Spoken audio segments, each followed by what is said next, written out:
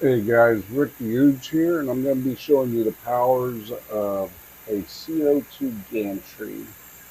So what we're going to do is we are going to frame up, make sure that my material's in the right position,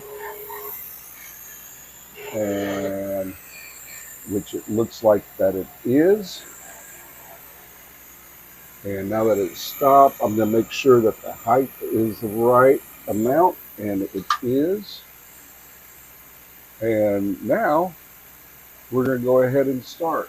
I've never engraved this material before, so we're both going to be in for a surprise. So follow along.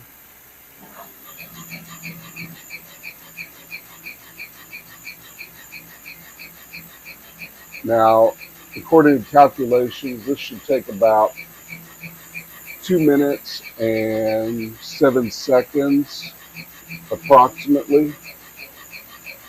So we are just going to deal with this. And this is just a simple desk plate sign. There's nothing major about it. Um, I do get these all the time. This is just a material that I have never dealt with before. So it's just one of those things that we're all going to find out on how it all goes.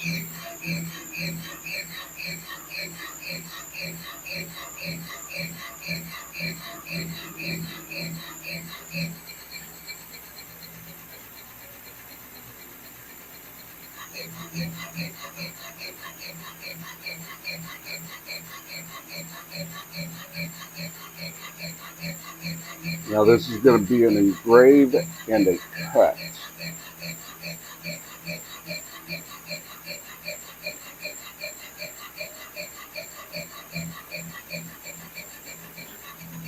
So far I'm happy with the cut, or the engrave I should say.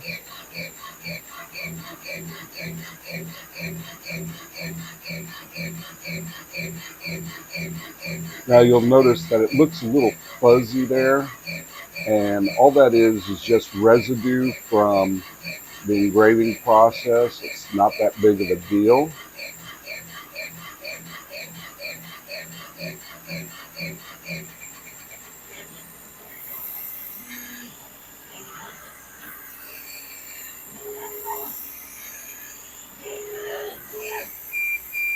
And judging from that, I'm going to have to do a little bit more on the cut. So I am going to isolate that a little more. And I see the problems here.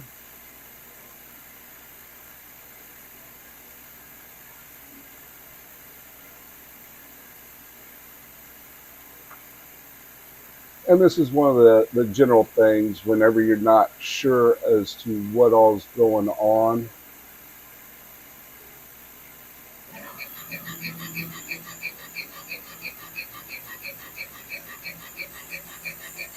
I'm going to go ahead and go in just a skosh deeper.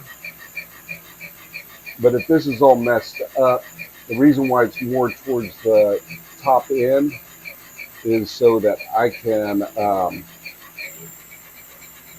if I do make a mistake on this, I will be able to make it a little bit better.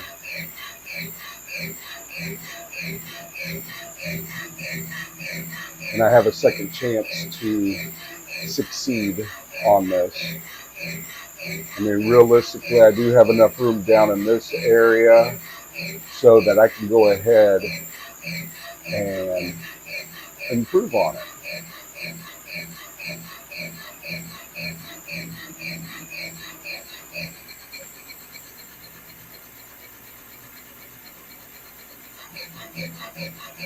And it's moving at about 20 inches per second, or yeah, 20 inches per second, and it's running at about 50 power. So it is going relatively deep into this plate material. The cut speed will be about almost 4 inches and running at about a power of 40.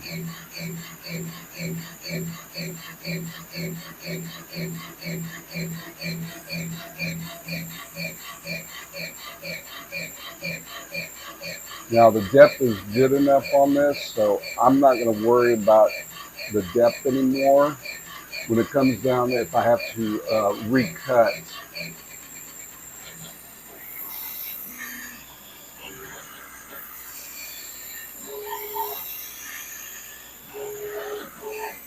All right, we're going to do that cut one more time. So now I'm going to isolate it. Okay.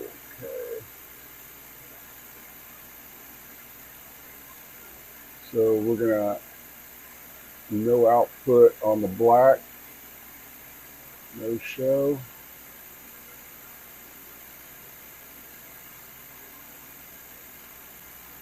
And we're going to start.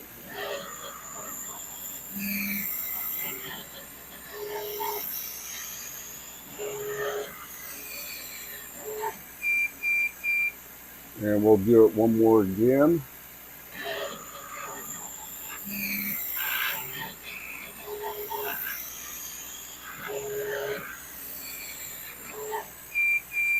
Now I tend to do like a little test here. And it failed. As near as I could tell. All right. Now we will flip it over because it happens. It doesn't work properly.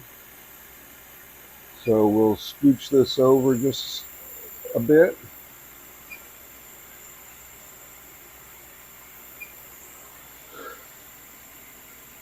And we will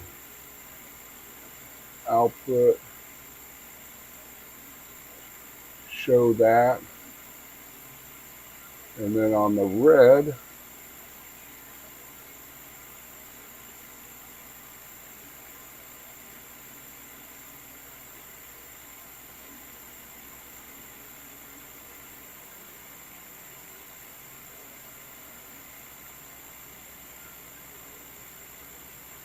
we will frame this just to make sure.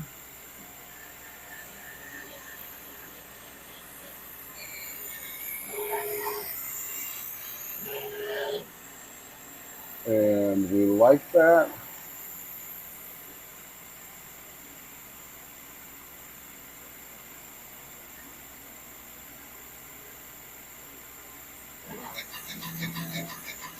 This time I'm not going to go as deep.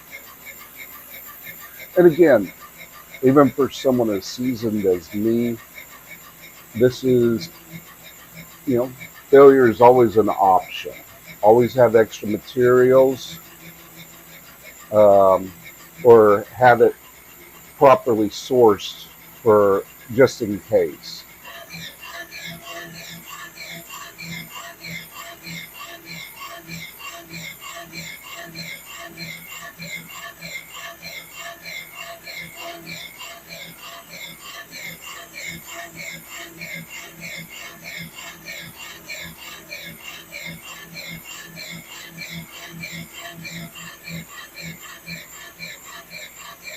And what I did this time, I kept the power about the same, but I cut on the cut speed, I cut down how fast it was going. And that's a lot of laser engraving is figuring stuff out.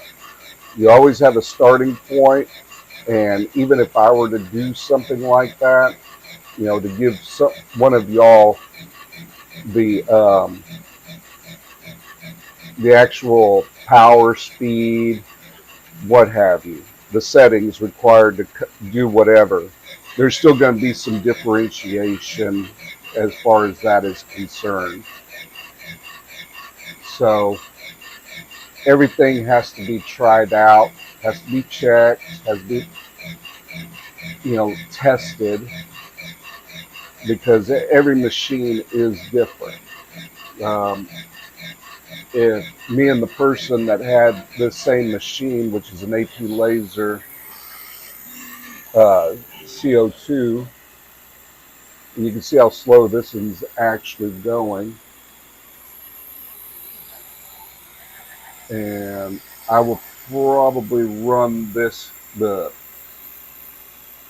cutting the same.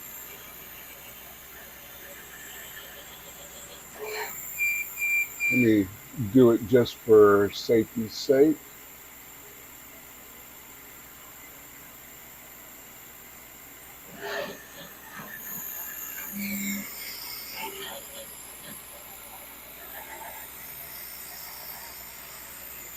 And it looks like it's gonna get through this time. There's actually a backing on this. I call it a lick 'em stick 'em, but it's not really that. It's basically an adhesive. And that is what I should have done. So everything came out. And let me just kind of wipe it down. The customer is going to go ahead and do all the finishing prep stuff on this.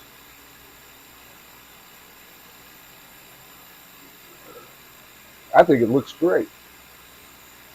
And hopefully I will see you all on the next one. Check out one of these other links. Have a great day.